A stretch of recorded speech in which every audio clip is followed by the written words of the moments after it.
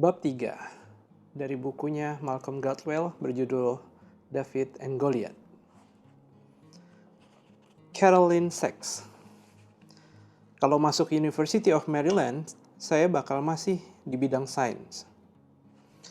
150 tahun lalu, ketika Paris merupakan pusat dunia seni, sekelompok pelukis biasa berkumpul tiap malam di Cafe Gourboy. Di kawasan Batik Noyes, pemimpinnya, Edward Manet, dia salah seorang yang paling tua dan mapan di kelompok itu. Laki-laki tampan dan ramah berumur awal 30-an yang berpakaian sesuai mode terbaru dan memukau semua yang berada di sekitarnya dengan energi dan rasa humornya. Sahabat baik Manet adalah Edgar Degas. Dia adalah satu dari sedikit orang yang dapat menandingi akal Manet. Keduanya sama-sama penuh semangat dan berlidah tajam, dan kadang terlibat pertengkaran sengit. Paul Cézanne, jangkung dan kasar, datang dan duduk merengut di pojok. Celana panjangnya ditahan tali. "Aku tidak menawarkan bantuan," kata Cézanne kepada Manet suatu hari, sebelum duduk sendirian. "Aku sudah 8 hari tidak mandi."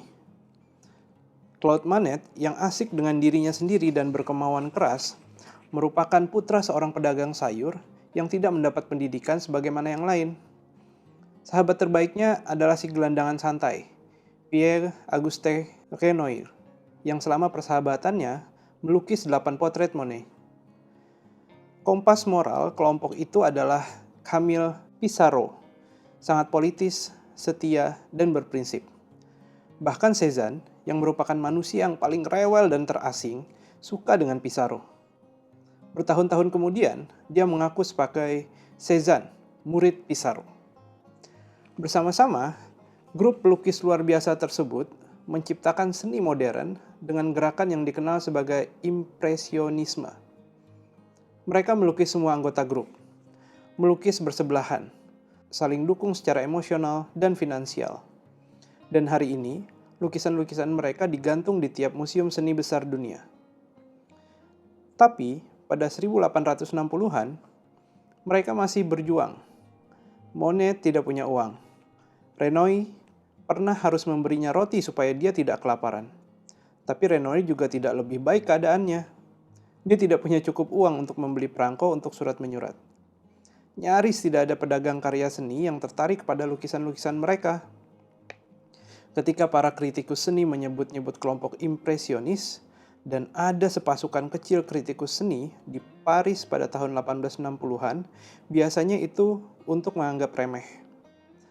Manet dan teman-temannya duduk di Cafe Gourboy yang dindingnya gelap, mejanya berbahan marmer, dan kursi logamnya ringkih untuk makan, minum, dan bertengkar mengenai politik, sastra, seni, dan khususnya karir mereka.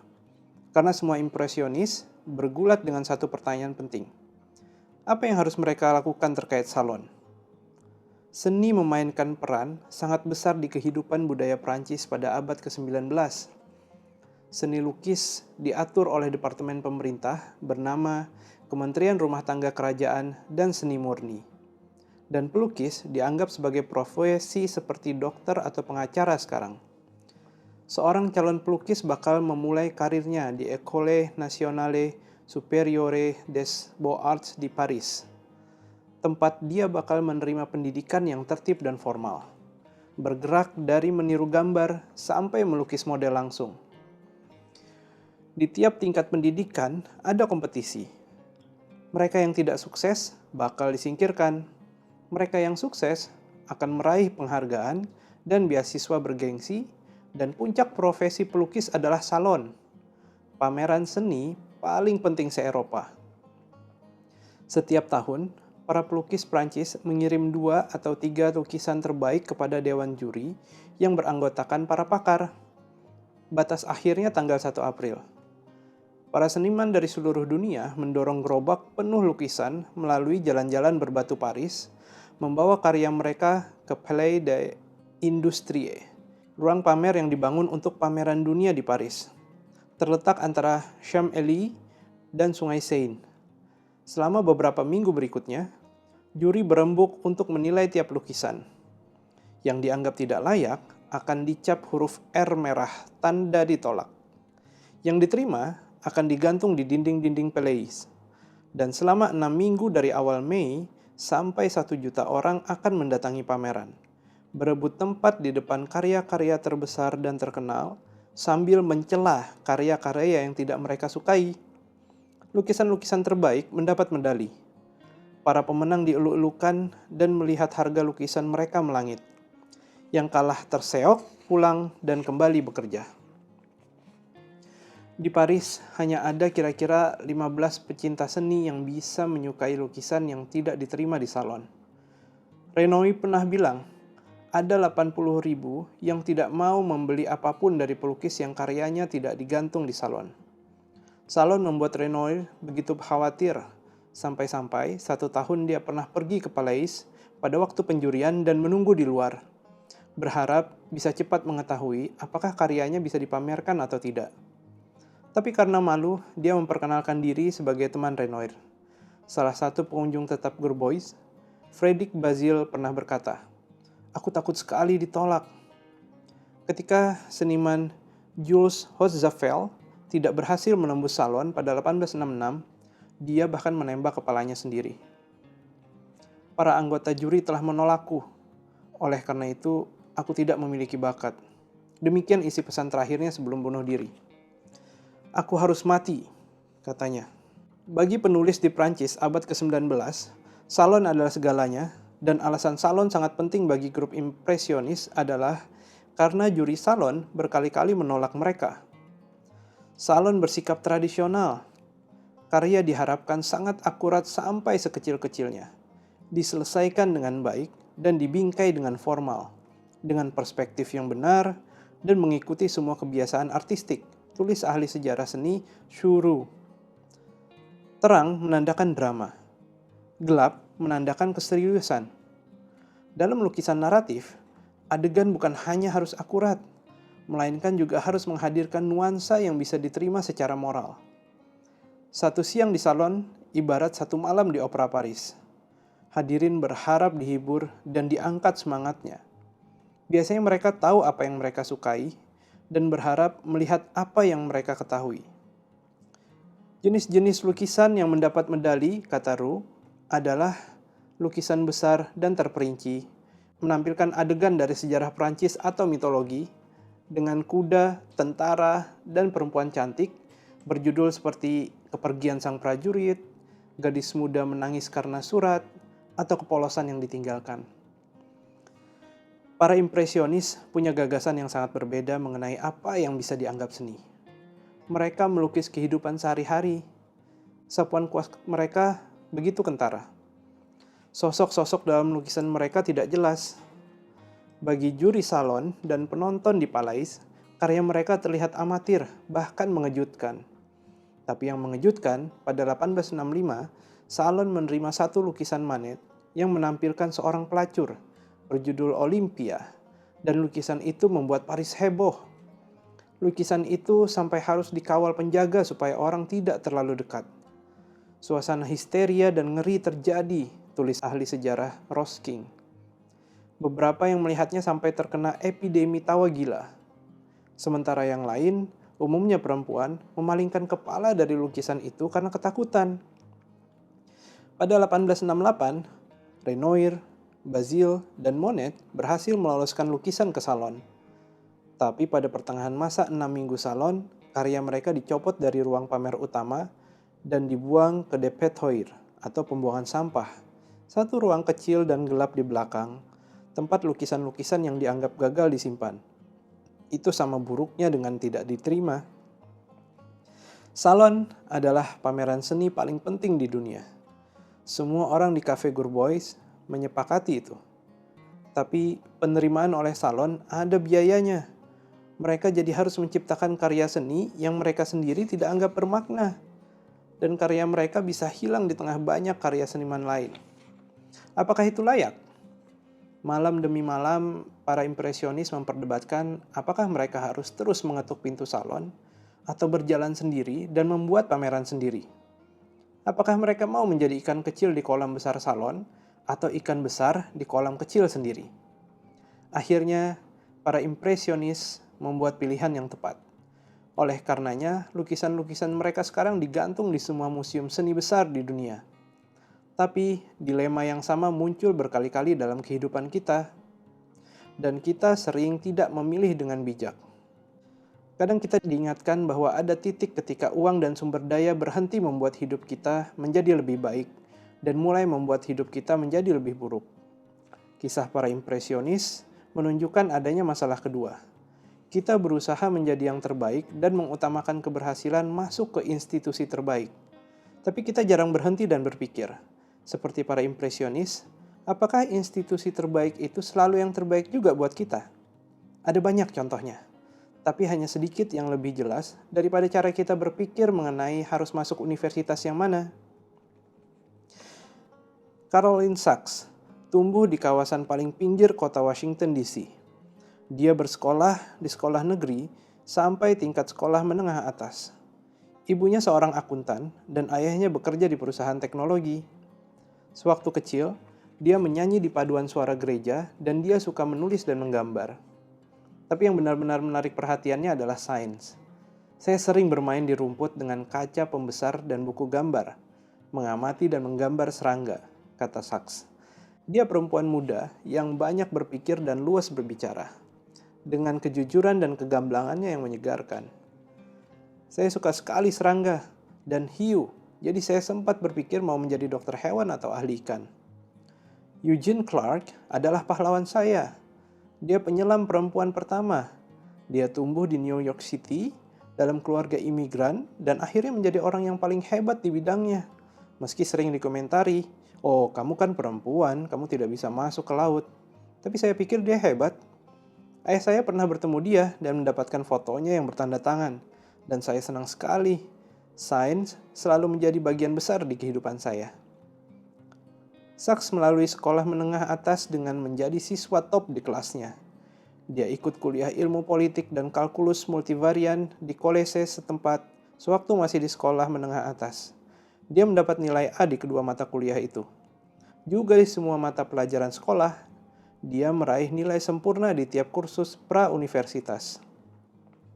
Pada musim panas, sesudah tahun kedua di sekolah menengah atas, ayahnya mengajak dia berkeliling ke universitas-universitas Amerika. Saya pikir kami melihat 5 universitas dalam 3 hari, katanya. Wesleyan, Brown, Providence College, Boston College, dan Yale. Wesleyan bagus, tapi kecil sekali. Yale keren, tapi saya jelas tidak pas dengan hawanya. Brown University di Providence, Rhode Island merebut hatinya. Universitas itu kecil dan eksklusif, terletak di tengah lingkungan abad ke-19 dan berisi bangunan-bangunan bata merah zaman Georgia dan kolonial di puncak Bukit Landai. Boleh jadi itu kampus paling cantik di Amerika. Dia mendaftar ke Brown dengan University Maryland sebagai cadangan. Beberapa bulan kemudian dia mendapat surat, dia diterima. Saya berharap semua orang di Brown bakal kaya dan duniawi, serta tahu banyak hal, katanya. Lalu saya ke sana dan semua orang tampaknya persis seperti saya. Penasaran secara intelektual, agak gugup, girang, dan tidak tahu apakah bisa mendapat teman. Menenangkan sekali. Bagian tersulitnya adalah memilih mata kuliah, karena dia suka semuanya. Dia akhirnya ikut pengantar kimia, bahasa Spanyol, kelas evolusi bahasa, dan akar botani kedokteran modern yang dia jabarkan sebagai setengah kelas botani, setengah penelitian manfaat tumbuhan sebagai obat, dan jenis-jenis teori kimia yang mendasarinya. Dia serasa di surga. Apakah Caroline Sachs membuat pilihan yang tepat? Kebanyakan kita bakal berkata dia membuat pilihan yang tepat. Ketika berkeliling ke universitas-universitas bersama ayahnya, dia memberi peringkat kepada yang dia lihat, dari yang terbaik sampai yang terburuk. Brown University mendapat peringkat pertama. University of Maryland dia jadikan cadangan karena tidak sebagus Brown. Brown adalah anggota Ivy League. Brown punya lebih banyak sumber daya, lebih banyak mahasiswa yang cakap secara akademis, lebih bergengsi, dan staf pengajarnya lebih hebat daripada University of Maryland. Di daftar peringkat Universitas Amerika yang diterbitkan tiap tahun oleh majalah US News and World Report, Brown biasa berada di antara 10 atau 20 universitas terbaik di Amerika. University of Maryland ada di urutan belakangnya. Tapi, mari berpikir mengenai keputusan Caroline seperti para impresionis memikirkan salon. Yang dimengerti para impresionis dalam debat tanpa akhir di Cafe Gorboy adalah bahwa pilihan antara salon atau pameran sendiri bukan sekedar antara pilihan terbaik dan pilihan kedua terbaik. Itu adalah pemilihan antara dua pilihan yang sangat berbeda, masing-masing dengan kekuatan dan kelemahannya sendiri. Salon mirip dengan universitas anggota Ivy League. Di sanalah reputasinya dibangun. Dan yang membuatnya istimewa adalah sifat selektifnya. Ada kira-kira 3.000 pelukis dengan reputasi nasional di Prancis pada tahun 1860-an, dan masing-masing menyerahkan 2 atau 3 karya terbaik mereka ke salon. Sehingga artinya, juri harus memilih dari segunung karya. Lebih banyak yang ditolak. Lulus itu sangat luar biasa. Salon adalah medan pertempuran yang sesungguhnya, kata Monet. Di sanalah orang mengukur diri. Dari semua impresionis, dialah yang paling yakin akan nilai salon. Kritikus seni Theodore Duret, salah satu anggota dari lingkar Gorbois, setuju.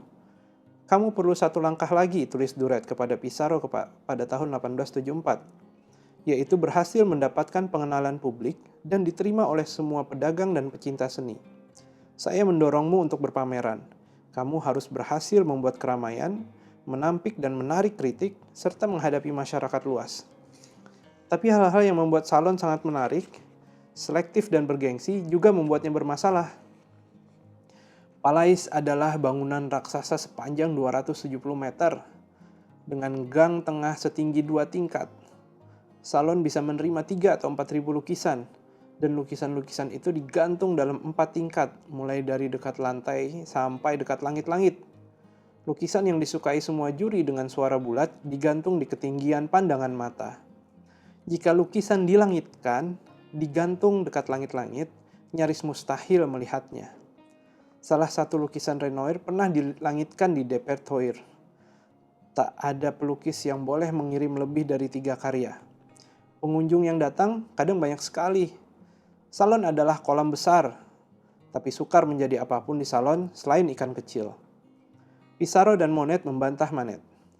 Mereka pikir lebih masuk akal menjadi ikan besar di kolam kecil. Jika berjalan sendiri dan mengadakan pameran sendiri, kata mereka tidak bakal diikat aturan ketat salon yang menganggap Olimpia keterlaluan dan memberi medali kepada lukisan prajurit dan gadis menangis. Dan mereka tidak bakal lenyap di tengah kerumunan, karena tidak bakal ada kerumunan. Pada 1873, Pissarro dan Monet mengusulkan sekelompok impresionis mendirikan perkumpulan bernama Société Anonyme Coopérative des Artistes Peintres Sculpteurs Graveurs, atau dalam bahasa Indonesia, Serikat Kerjasama Anonim Seniman Lukis, Ukir, dan Pahat. Tidak akan ada kompetisi, juri, dan medali. Tiap seniman akan diperlakukan setara. Semua orang ikut, kecuali Manet. Grup impresionis mendapat ruang di Boulevard des Capucines, di lantai atas bangunan yang baru saja ditinggalkan oleh seorang fotografer. Ruang itu berupa serangkaian kamar kecil dengan dinding merah dan coklat. Pameran para impresionis dibuka pada 15 April 1874 dan berlangsung selama 1 bulan. Tiket masuknya seharga 1 franc. Ada 165 karya seni yang dipamerkan, termasuk 3 karya Cézanne, 10 karya Degas, 9 karya Monet, 5 karya Pissarro, 6 karya Renoir, dan 5 karya Alfred Sisley. Sedikit sekali dibandingkan jumlah karya yang digantung di dinding salon. Di pameran mereka, para impresionis dapat menampilkan sebanyak mungkin lukisan semaunya dan menggantung lukisan di tempat yang memudahkan orang melihat. Kelompok impresionis hilang di tengah banyak lukisan salon, kalaupun berhasil diterima, tulis ahli sejarah Harrison White dan Cynthia White. Dengan pameran kelompok independen, mereka dapat merebut perhatian masyarakat. 3.500 orang menghadiri pameran. 175 pada hari pertama, dan itu cukup untuk mendatangkan perhatian kritis. Tidak semuanya positif. Ada yang berkata para impresionis mengisi pistol dengan cat lalu menembakkannya ke kanvas. Tapi itu bagian kedua dalam ikan besar kolam kecil. Pilihan ikan besar kolam kecil boleh jadi dicela oleh pihak luar, tapi kolam kecil merangkul mereka yang ada di dalam. Di kolam kecil ada dukungan dari komunitas dan pertemanan, dan menjadi tempat di mana inovasi dan individualitas tidak dicela. Kami mulai mendapat tempat tulis Pissarro penuh harap kepada seorang teman. Kami sudah berhasil menyusup dan memancangkan bendera kecil kami di tengah masyarakat. Tantangan mereka adalah maju tanpa mengkhawatirkan opini. Dia benar, dengan berjalan sendiri, para impresionis menemukan identitas baru. Mereka merasakan kebebasan kreatif yang baru, dan tidak lama kemudian, dunia luar mulai memperhatikan. Dalam sejarah seni modern, tidak pernah ada pameran yang lebih terkenal atau penting. Jika mencoba membeli lukisan yang pernah ada di pameran impresionis pertama, Anda perlu mengeluarkan lebih dari $1 miliar. Hikmah dari cerita para impresionis adalah ada tempat dan waktu ketika menjadi ikan besar di kolam kecil. Itu lebih baik daripada ikan kecil di kolam besar. Ketika kelemahan karena menjadi pihak luar di lokasi sampingan ternyata bukan kelemahan. Pissarro, Monet, Renoir, dan Cézanne membandingkan gengsi dan kesempatan untuk tampil, selektif lawan kebebasan, dan memutuskan bahwa biaya kolam besar terlalu besar. Caroline Sachs menghadapi pilihan yang sama. Dia dapat menjadi ikan besar di University of Maryland atau ikan kecil di salah satu universitas paling bergengsi di dunia. Dia memilih salon daripada 3 kamar di Boulevard des Capucines dan akhirnya membayar mahal. Masalah Caroline Sachs dimulai pada musim semi tahun pertama ketika dia ikut kuliah kimia. Dia sekarang menyadari bahwa dia barangkali mengambil terlalu banyak mata kuliah dan mengikuti terlalu banyak kegiatan ekstrakurikuler ketika itu. Dia mendapatkan nilai ujian tengah semester yang mematahkan hati. Dia mendatangi profesornya, dia membuat saya melakukan beberapa latihan dan dia bilang, "Kamu punya kelemahan mendasar di beberapa konsep. Jadi saya akan menyarankan kamu tidak usah meneruskan mata kuliah ini dan tidak usah ikut ujian akhir, dan ikut lagi musim gugur mendatang." Jadi dia melakukan apa yang disarankan profesornya. Dia ikut lagi kuliah kimia pada musim gugur di tahun kedua. Tapi dia tidak mendapat hasil yang lebih baik. Dia mendapat B-. Dia kaget. "Saya tidak pernah mendapat B secara akademis," katanya. "Saya tidak pernah tidak berprestasi. Dan saya ikut kelas ini untuk kedua kali sebagai mahasiswa tahun kedua. Sementara yang lain mahasiswa semester tahun pertama." Benar-benar mengecewakan. Dia sudah tahu ketika diterima di Brown bahwa rasanya tidak akan seperti sekolah menengah atas. Memang tidak. Dia tidak akan menjadi anak terpintar di kelas lagi, dan dia sudah menerima kenyataan itu. Saya pikir sebanyak apapun persiapan saya, bakal ada anak-anak yang sudah mendapatkan hal-hal yang saya belum dapat. Jadi saya mencoba tidak bersikap naif. Tapi kelas kimia melebihi bayangannya. Para mahasiswa di kelas itu kompetitif. "Saya susah bicara dengan orang-orang sekelas," katanya. "Mereka tidak mau berbagi cara belajar dengan saya. Mereka tidak mau bicara mengenai cara agar bisa memahami pelajaran dengan lebih baik. Karena itu bisa menguntungkan saya." Pada musim semi tahun kedua, dia ikut kuliah kimia organik, dan keadaan memburuk. Dia tidak mampu menjalaninya. Kami ingat cara kerja satu konsep, lalu kami diberi molekul yang belum pernah kami lihat dan diminta membuat molekul lain yang juga tidak pernah kami lihat. Dan kami harus terus maju. Ada orang-orang yang bisa berpikir seperti itu dan menyelesaikan pekerjaan dalam 5 menit. Mereka hebat. Lalu ada orang-orang yang bekerja keras melatih diri agar dapat berpikir seperti itu. Saya bekerja sangat keras dan tidak pernah bisa melakukannya. Bila dosen bertanya, dan tangan-tangan mahasiswa lain mengacung di sekelilingnya. Sachs duduk, diam, dan mendengar jawaban pintar teman-teman sekelas. Rasanya saya sangat tidak mampu. Satu malam, dia begadang, bersiap untuk sesi rangkuman kimia organik. Dia marah dan tidak senang. Dia tidak mau belajar kimia organik pukul 3 pagi kalau semua usaha itu tidak menghasilkan apa-apa.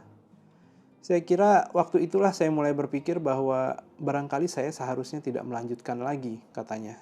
Dia sudah muak. Tragisnya, Sachs cinta sains. Selagi berbicara bagaimana dia meninggalkan cinta pertamanya, Dia menyesalkan semua mata kuliah yang ingin tapi sekarang tak bisa lagi dia ambil. Fisiologi, penyakit menular, biologi, matematika. Pada musim panas sesudah tahun kedua, dia menderita sekali karena keputusannya. Waktu masih kecil, rasanya bangga sekali kalau bisa bilang, aku anak perempuan umur 7 tahun dan aku suka serangga. Dan aku mau mempelajari serangga, membaca tentang serangga, dan aku menggambar serangga di buku gambar, lalu memberi nama semua bagian tubuhnya. Bicara mengenai tempat hidupnya dan apa yang dilakukannya. Sesudahnya aku tertarik dengan manusia dan cara kerja tubuh manusia. Dan itu menakjubkan kan? Jelas ada kebanggaan dalam aku anak perempuan pecinta sains. Dan rasanya memalukan sekali meninggalkan itu dan berkata, ya sudah, aku mau melakukan sesuatu yang lebih gampang. Karena gak kuat dengan kesulitannya. Untuk sementara hanya itu cara pandang saya. Seolah saya sudah gagal, segagal-gagalnya. Itu tadinya cita-cita saya dan saya tidak bisa meraihnya. Dan seharusnya hasil saks di kimia organik tidak penting kan? Dia tidak ingin menjadi ahli kimia organik. Itu cuma satu mata kuliah. Banyak orang yang menganggap kimia organik susah. Mahasiswa kedokteran biasa mengambil kuliah kimia organik dan dalam semester pendek musim panas agar bisa berpraktek satu semester penuh. Selain itu, Saks ikut kuliah kimia organik di salah satu universitas paling kompetitif dan paling tinggi kualitas akademisnya di dunia. Jadi, kita membuat peringkat untuk semua mahasiswa di dunia yang mengambil mata kuliah kimia organik.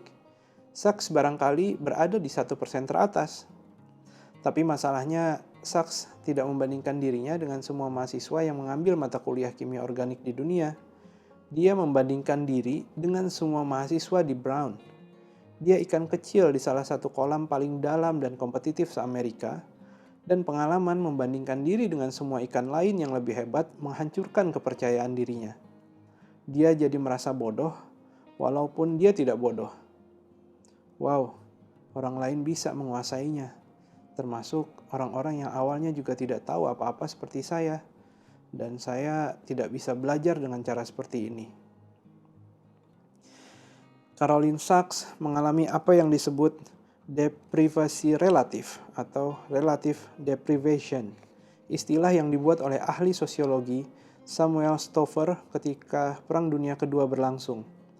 Stover ditugasi Angkatan Darat Amerika untuk memeriksa sikap dan semangat prajurit Amerika, dan akhirnya dia menjadi meneliti 500 juta laki-laki dan perempuan, melihat semuanya, mulai dari bagaimana prajurit memandang perwira komandannya, bagaimana prajurit berkulit hitam merasa diperlakukan, sampai kesulitan yang dialami prajurit di pos terpencil.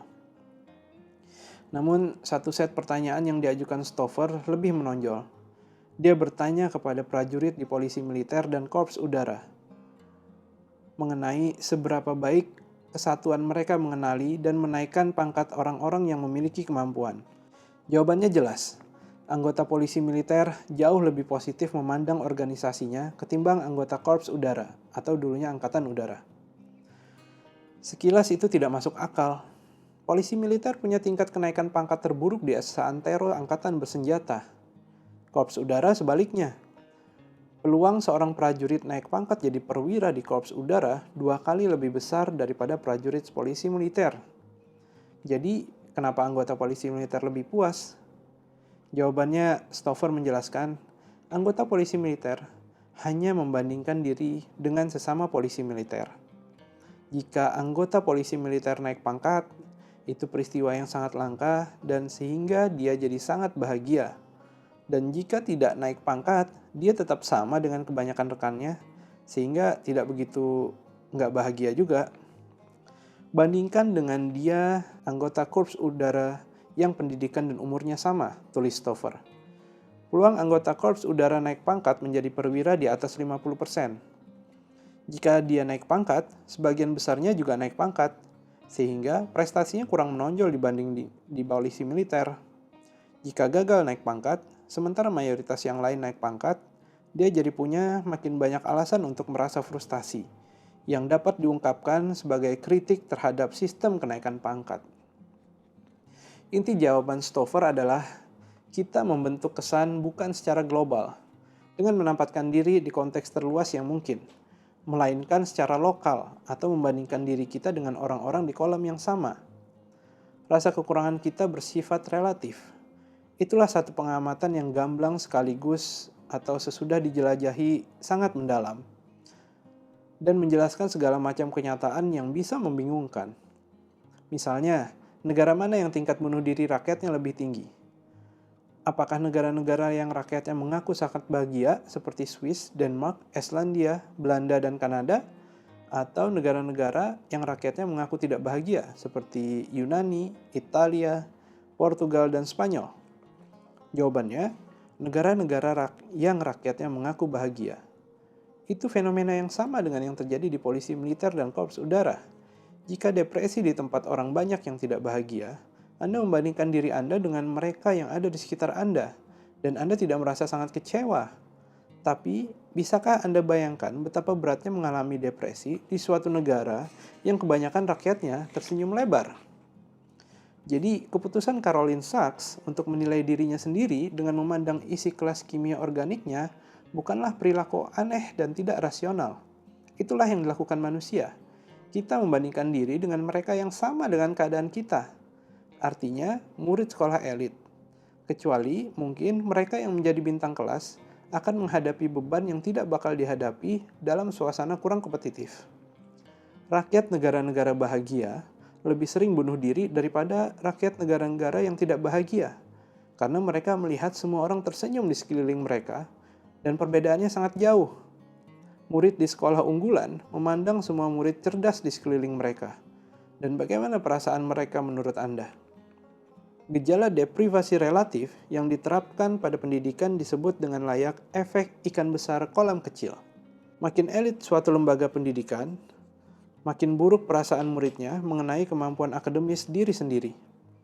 Murid yang bakal ada di puncak peringkat di sekolah yang bagus bisa jatuh ke dasar peringkat di sekolah yang sangat bagus. Murid yang akan merasa sudah menguasai satu pelajaran di sekolah bagus bisa merasa tertinggal dalam sekolah yang sangat bagus. Dan perasaan itu, walaupun boleh jadi subjektif, konyol, dan tidak rasional, itu adalah penting. Perasaan Anda mengenai kemampuan Anda, konsep diri, akademis Anda, dalam konteks kelas Anda membentuk kemauan Anda untuk menghadapi tantangan dan menyelesaikan tugas berat. Itu satu unsur penting dalam motivasi dan kepercayaan diri Anda. Teori ikan besar kolam kecil dipelopori oleh psikolog Herbert Marsh, dan menurutnya sebagian besar orang tua dan murid membuat pilihan sekolah dengan alasan yang salah. Banyak orang berpikir masuk sekolah yang selektif secara akademis itu pasti bagus katanya. Itu tidak benar. Yang benar hasilnya bisa macam-macam. Dia melanjutkan, waktu saya tinggal di Sydney, ada sejumlah kecil sekolah negeri yang selektif yang lebih bergengsi daripada sekolah swasta elit. Tes masuk di sekolah-sekolah itu sangat kompetitif. Jadi Sydney Morning Herald, koran besar di sana, selalu menelpon saya kalau sekolah-sekolah itu mengadakan tes masuk. Setiap tahun selalu begitu, dan selalu ada tekanan untuk mengatakan sesuatu yang baru. Jadi akhirnya saya bilang, dan barangkali seharusnya tidak ya. Kalau mau melihat efek positif sekolah elit pada konsep diri, kita mengukur orang yang salah. Seharusnya kita mengukur orang tua murid. Yang terjadi pada Caroline Sachs bukannya tak biasa. Separuh lebih mahasiswa Amerika yang masuk jurusan sains, teknologi, dan matematika, atau STEM, Science, Technology, and Math, berhenti pada tahun pertama atau kedua. Walau gelar sarjana sains termasuk salah satu aset paling berharga bagi orang muda dalam ekonomi modern, banyak mahasiswa STEM yang akhirnya pindah ke jurusan-jurusan sosial humaniora, yang standar akademisnya tidak seberapa tinggi dan kuliahnya kurang kompetitif. Itulah alasan utama kurangnya ilmuwan dan insinyur didikan Amerika di Amerika. Untuk mengetahui siapa yang berhenti kuliah dan mengapa, mari kita lihat jurusan sains di satu sekolah tinggi di negara bagian New York, yaitu Hardwick College. Hardwick College adalah kolese seni liberal kecil, sebagaimana banyak ditemukan di timur laut Amerika. Di sana, semua mahasiswa STEM Hardwick dibagi menjadi 3 kelompok. Kelompok teratas, tengah, dan terbawah, berdasarkan nilai matematikanya. Nilainya berasal dari Standard Admission Test atau SAT. ujian yang digunakan banyak sekolah tinggi Amerika sebagai tes masuk. Nilai terbesar dalam tes adalah 800. Pada tabel ini kita lihat SAT Matematika mahasiswa STEM teratas ada di 569, tengah ada 472, dan terbawah ada 407. Jika kita menggunakan SAT sebagai pedoman, ada perbedaan besar antara kemampuan matematika mahasiswa kelompok teratas dan terbawah di Hardwick. Sekarang mari kita lihat dari seluruh gelar sarjana yang diberikan Hardwick, berapa persentase mahasiswa yang berhasil meraih gelar sarjana sains Hardwick di ketiga kelompok tadi. Pada kelompok teratas, 55%, kelompok tengah 27,1%, dan terbawah 17,8%. 55% gelar sarjana sains Hardwick diraih para mahasiswa di kelompok teratas. Sementara kelompok terbawah hanya menjadi 17,8%. Para mahasiswa yang masuk Hardwick dengan kemampuan matematika terendah banyak keluar dari jurusan matematika dan sains. Tampaknya itu wajar. Belajar matematika dan fisika lanjutan yang diperlukan untuk menjadi insinyur atau ilmuwan itu benar-benar sulit. Dan hanya segelintir mahasiswa di peringkat teratas yang cukup pandai untuk menguasainya.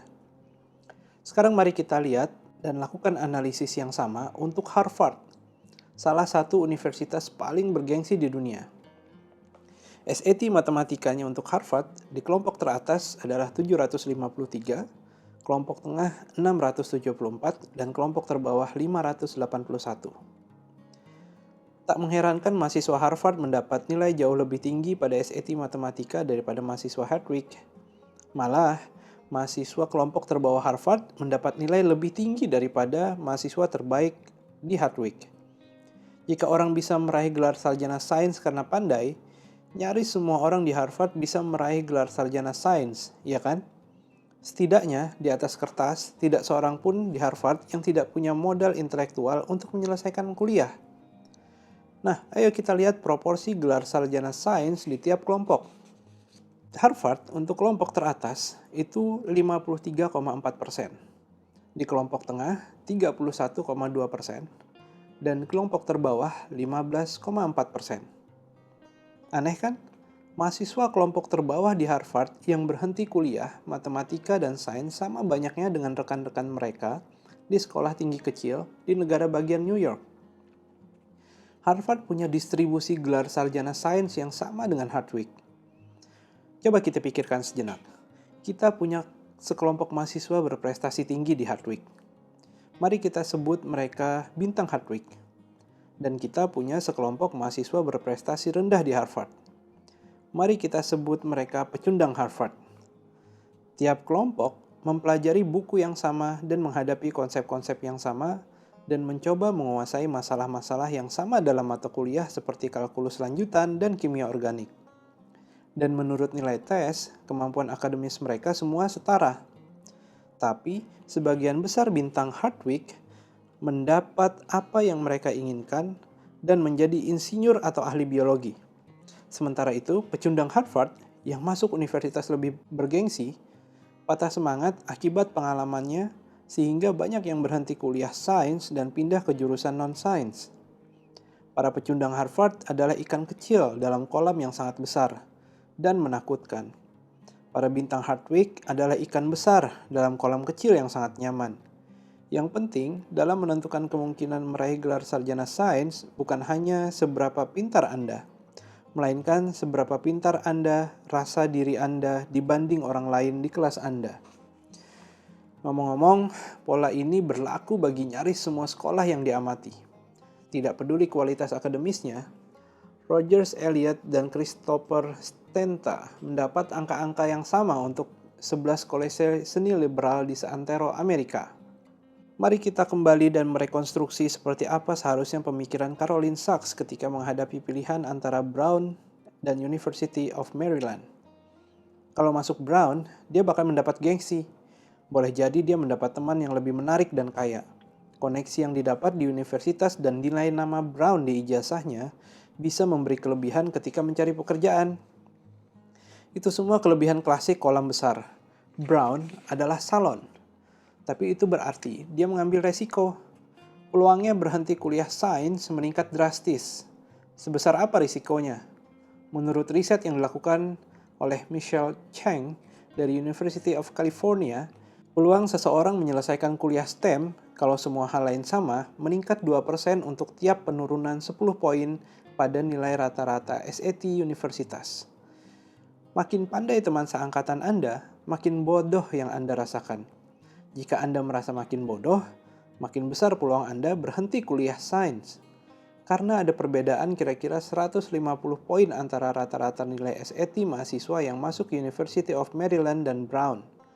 Penalti yang dibayar Sachs karena memilih sekolah yang hebat dibanding sekolah yang lumayan adalah mengurangi peluangnya berhasil meraih gelar sarjana sains sampai 30%. 30%! Pada masa ketika mahasiswa dengan gelar seni liberal kesulitan mendapat pekerjaan, mahasiswa dengan gelar STEM hampir pasti mendapat karir yang bagus. Pekerjaan untuk orang dengan gelar sarjana sains dan teknik ada banyak dan bergaji besar. Itu resiko yang sangat besar demi gengsi Universitas Ivy League. Saya akan beri satu lagi contoh pengaruh kolam besar. Boleh jadi ini adalah yang lebih menohok. Umpamanya Anda adalah universitas yang sedang mencari staf akademis terbaik yang baru lulus pasca sarjana. Seperti apa seharusnya strategi pencarian Anda? Apakah Anda sebaiknya menerima lulusan pasca sarjana dari universitas elit? Ataukah lebih baik menerima mahasiswa pasca sarjana terbaik di kelas dimanapun sekolahnya? Sebagian besar universitas menggunakan strategi pertama. Bahkan mereka membanggakannya. Kami hanya menerima lulusan sekolah terbaik. Tapi saya harap sekarang Anda setidaknya sudah sedikit skeptis terhadap sikap demikian. Bukankah ikan besar di kolam kecil layak dipertimbangkan dulu sebelum memilih ikan kecil di kolam besar? Untungnya ada cara yang sangat sederhana untuk membandingkan kedua strategi itu. Sumbernya adalah penelitian John Conley dan Alicina Onder terhadap lulusan program PhD ekonomi. Di bidang ekonomi akademis, ada segelintir jurnal ekonomi yang dibaca dan dihormati oleh semua orang yang berkecimpung di dalamnya. Jurnal-jurnal top itu hanya menerima riset terbaik dan paling kreatif, dan para ahli ekonomi saling menilai berdasarkan sebagian besar beberapa banyak artikel riset yang telah dipublikasikan di jurnal-jurnal elit itu. Jadi, untuk mencari tahu strategi terbaik, Conley and Onder berpendapat bahwa yang harus dilakukan adalah membandingkan jumlah makalah yang dipublikasikan ikan besar di kolam kecil dengan jumlah makalah yang dipublikasikan ikan kecil di kolam besar. Jadi, apa yang mereka temukan? Mahasiswa-mahasiswa terbaik di universitas-universitas semenjana selalu lebih bagus daripada mahasiswa-mahasiswa lumayan di universitas-universitas terbaik. Saya menyadari bahwa itu fakta yang berlawanan dengan intuisi. Gagasan bahwa boleh jadi menerima lulusan Harvard dan MIT itu bukan cara terbaik tampak gila. Tapi analisis Conley and Onder susah dibantah.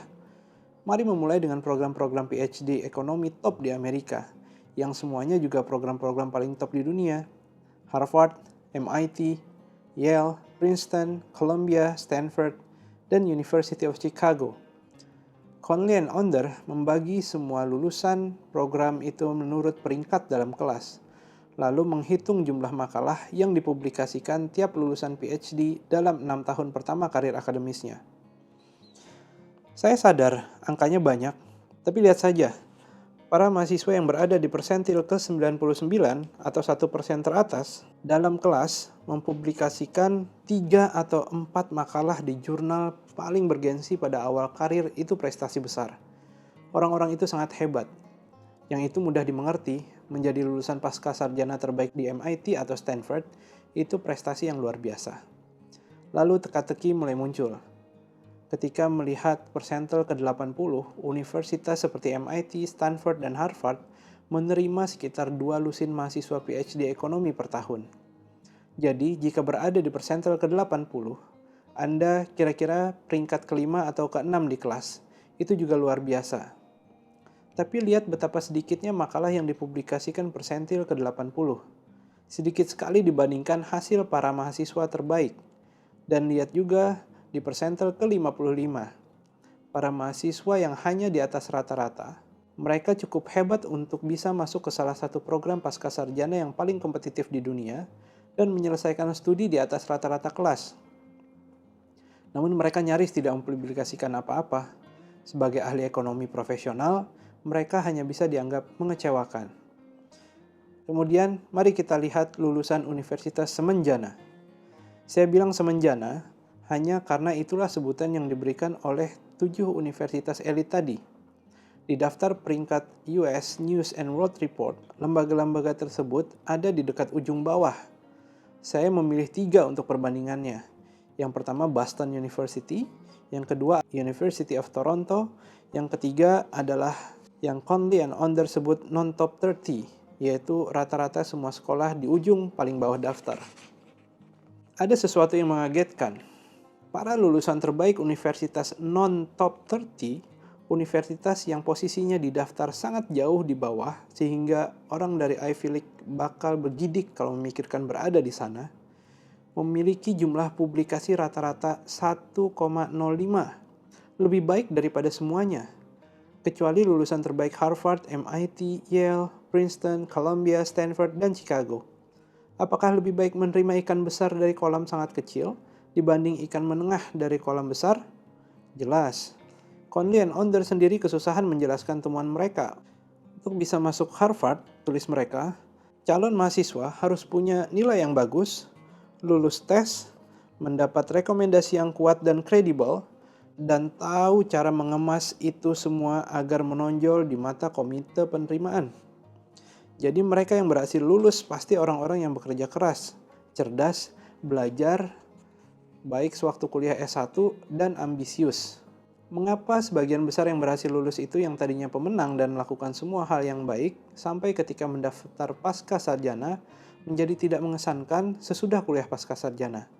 Apakah kita mengecewakan mereka atau mereka yang mengecewakan kita? Jawabannya tentu saja bukan keduanya. Tidak ada yang mengecewakan siapapun. Hal yang membuat sekolah elit sangat menyenangkan bagi mereka yang ada di atas juga menjadikannya tempat menyeramkan bagi semua orang lain. Itu versi lain pengalaman Caroline Sachs. Kolam besar menerima mahasiswa-mahasiswa yang sangat cerdas dan menghilangkan semangat mereka. Ngomong-ngomong, apakah Anda tahu lembaga elit mana yang sudah tahu kenyataan tentang bahaya kolam besar selama hampir 50 tahun? Harvard pada 1960-an, Fred Glim menjadi direktur penerimaan dan menjalankan apa yang dikenal sebagai kebijakan seperempat terbawah gembira atau Happy Bottom Quarter. Di salah satu memo pertamanya, sesudah menjabat, dia menulis, kelas manapun, sehebat apapun, akan selalu punya Happy Bottom Quarter atau seperempat terbawah. Apa pengaruh merasa biasa-biasa saja, bahkan dalam kelompok yang sangat hebat? Adakah tipe-tipe dengan toleransi psikologis atau apapun yang bisa gembira atau memanfaatkan kesempatan pendidikan sebaik-baiknya selagi berada di seperempat terbawah? Dia tahu pasti betapa merusaknya kolam besar bagi semua orang, kecuali yang paling atas. Glim berpikir tugasnya adalah menemukan mahasiswa-mahasiswa yang cukup tangguh dan berprestasi di luar kelas, yang mampu bertahan dari tekanan menjadi ikan sangat kecil di kolam sangat besar Harvard. Sejak itulah, Harvard memulai praktek yang terus berlanjut sampai sekarang, yaitu menerima banyak atlet berbakat dengan kualifikasi akademis di bawah teman-teman sekelasnya.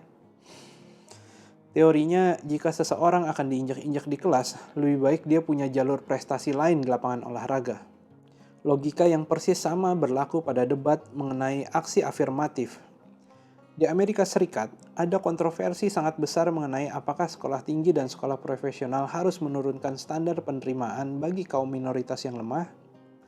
Para pendukung aksi afirmatif berkata bahwa membantu kaum minoritas masuk sekolah-sekolah bagus adalah hal yang tepat, mengingat sejarah panjang diskriminasi.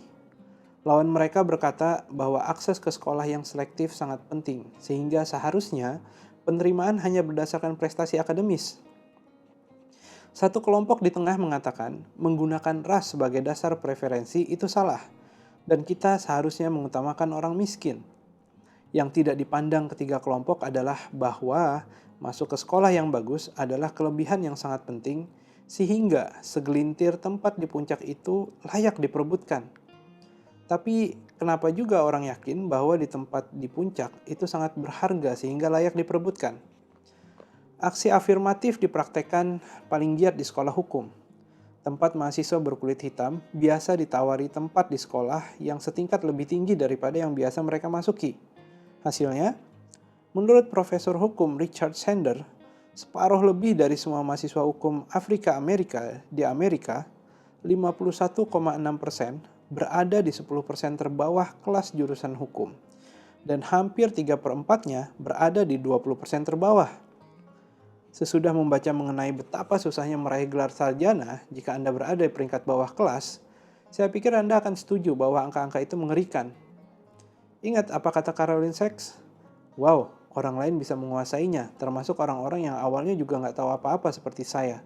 Dan saya tidak bisa belajar dengan cara seperti ini. Sachs tidak bodoh, dia sangat-sangat pintar, tapi Brown University membuat dia merasa bodoh. Dan jika dia benar-benar ingin meraih gelar sarjana sains, jalan terbaik adalah turun ke tingkat Maryland. Tidak ada orang waras yang berkata jawaban bagi masalahnya adalah masuk ke sekolah yang lebih kompetitif seperti Stanford atau MIT. Namun, dalam hal aksi afirmatif, itulah yang dilakukan. Mahasiswa-mahasiswa menjanjikan seperti Caroline dan kebetulan berkulit hitam ditawari naik tingkat. Dan mengapa kita melakukan itu? Karena kita kira kita sedang menolong mereka. Itu tidak berarti aksi afirmatif salah. Aksi afirmatif dilakukan dengan niat baik. Dan sekolah-sekolah elit seringkali punya sumber daya yang bisa membantu mahasiswa kurang mampu, yang tidak ada di sekolah lain. Tapi itu tidak mengubah kenyataan bahwa, seperti kata Herbert Marsh, pengaruh kolam besar itu campur aduk. Dan anehnya, kekurangan kolam besar jarang disebut-sebut. Orang tua masih memberitahu anak mereka agar masuk sekolah terbaik yang bisa dimasuki. Dengan alasan, sekolah terbaik akan memungkinkan mereka melakukan apapun yang diinginkan. Kita menganggap kolam besar seperti memperluas kesempatan. Sama seperti kita menganggap kelas kecil itu selalu lebih baik. Kita membayangkan suatu definisi kelebihan, dan definisi itu tidak benar. Dan apa akibatnya? Artinya, kita melakukan kesalahan. Artinya, kita salah membaca pertempuran antara underdog dan raksasa. Artinya, kita meremehkan betapa banyak kemerdekaan yang bisa tersamar sebagai kekurangan. Kolam kecil lah yang memaksimalkan peluang untuk melakukan apapun yang diinginkan. Waktu mendaftar kuliah, Caroline Sachs tidak tahu dia sedang mengambil resiko terhadap hal yang dia cintai. Sekarang dia tahu. Pada akhir pembicaraan kami, saya bertanya apa yang kiranya terjadi bila dia memilih masuk University of Maryland atau menjadi ikan besar di kolam kecil. Dia pun menjawab tanpa ragu, mungkin saya akan masih di bidang sains. Saya dulu adalah murid yang sangat antusias. Saya suka belajar dan sekolah dan berprestasi baik, kata Stephen Randolph memulai. Dia pemuda jangkung dengan rambut coklat gelap tersisir rapi dan celana kaki yang tersetrika licin. Saya belajar aljabar sekolah menengah atas sejak kelas 4 sekolah dasar.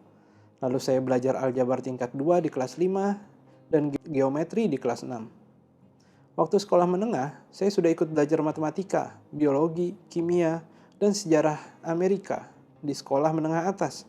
Saya juga datang ke kolese setempat waktu kelas 5, belajar matematika, belajar sains lainnya juga waktu kelas 5. Saya pikir waktu lulus sekolah menengah atas saya sudah cukup banyak belajar, sehingga layak mendapat gelar sarjana dari University of Georgia. Saya cukup yakin. Setiap hari, dari kelas 1 sampai akhir sekolah menengah atas, Randolph memakai dasi ke sekolah. Rasanya memalukan, katanya. Agak gila, tapi itu saya lakukan. Saya lupa bagaimana awalnya. Pada suatu hari di kelas 1, saya ingin memakai dasi dan saya terus melakukannya. Mungkin saya aneh. Randolph merupakan bintang kelas di sekolah menengah atas. Nilai tes masuk universitinya hampir sempurna. Dia diterima di Harvard dan MIT, lalu memilih Harvard. Pada minggu pertama kuliah, dia berjalan-jalan keliling Harvard sambil memikirkan nasib baiknya. Terpikir oleh saya bahwa semua orang di sini adalah mahasiswa yang berhasil masuk Harvard. Itu gila, tapi semuanya menarik, pintar, dan menakjubkan. Dan ini bakal menjadi pengalaman yang hebat. Saya antusias sekali. Ceritanya mirip sekali dengan cerita Caroline Sachs, dan mendengarnya membuat jelas betapa menakjubkannya prestasi para impresionis. Mereka adalah jenius seni, tapi mereka juga memiliki kebijaksanaan langka mengenai dunia. Mereka bisa memandang apa yang kita anggap kelebihan sebagaimana adanya. Monet, Degas, Cézanne, Renoir, dan Pissarro kiranya memilih pilihan kedua. Jadi apa yang terjadi pada Stephen Randolph di Harvard? Saya pikir Anda bisa menebak jawabannya. Pada tahun ketiga, dia mengambil mata kuliah mekanika kuantum. Saya tidak berhasil, dia mengakuinya. Saya pikir saya dapat B- waktu itu. Itu adalah nilai terendah yang pernah saya dapatkan. Saya jadi merasa bahwa entah saya tidak jago atau kurang jago dalam bidang itu. Barangkali saya merasa harus menjadi yang terbaik atau menjadi jenius dalam mekanika kuantum agar saya punya alasan untuk melanjutkannya. Orang lain kelihatannya paham lebih cepat daripada saya, dan saya jadi memperhatikan mereka. Bukan orang-orang yang sama tidak pahamnya dengan saya. Saya suka bahan kuliahnya, dia melanjutkan. Tapi saya ditaklukkan pengalamannya. Dengan arti, saya duduk di kelas dan saya tidak mengerti, lalu merasa saya tidak akan mengerti. Lalu saya mengerjakan soal dan mengerti sedikit-sedikit. Tapi selalu berpikir bahwa orang lain dalam kelas lebih mengerti daripada saya. Saya pikir di Harvard itu ada banyak sekali orang pandai. Jadi susah merasa pandai di sana. Dia memutuskan bahwa dia tidak mampu melanjutkan. Tahu tidak, sebenarnya bisa menyelesaikan soal matematika itu memuaskan sekali, kata Randolph pada satu titik. Dan wajahnya langsung terlihat sendu. Kita mulai dengan satu soal yang boleh jadi kita tidak tahu cara penyelesaiannya. Tapi kita tahu ada aturan-aturan yang bisa diikuti dan pendekatan-pendekatan yang bisa dipakai. Dan seringkali sepanjang proses itu, hasil antaranya lebih rumit dari apa yang ada di permulaan. Lalu hasil akhirnya sederhana. Dan ada kesenangan dalam perjalanan menuju hasil akhir. Randolph masuk ke sekolah yang diinginkannya. Tapi apakah dia mendapat pendidikan yang diinginkannya? Saya pikir secara umum saya puas dengan situasi yang terjadi, katanya. Lalu dia tertawa miris. Setidaknya itu yang saya katakan kepada diri saya sendiri. Pada akhir tahun ketiga kuliah, Randolph memutuskan ikut ujian masuk sekolah hukum. Sesudah lulus dari sana, dia bekerja di kantor pengacara di Manhattan. Harvard kehilangan satu ahli fisika dan memberi satu lagi pengacara. Bidang saya sekarang hukum pajak, kata Randolph. Lucu, ada banyak mahasiswa matematika dan fisika yang akhirnya masuk hukum pajak. Oke, itu tadi akhir pertama dari bagian 1 dari buku David and Goliath by Malcolm Gladwell. Kita akan lanjut lagi ke bagian kedua dari buku ini, yaitu teori kesukaran yang berguna di video berikutnya.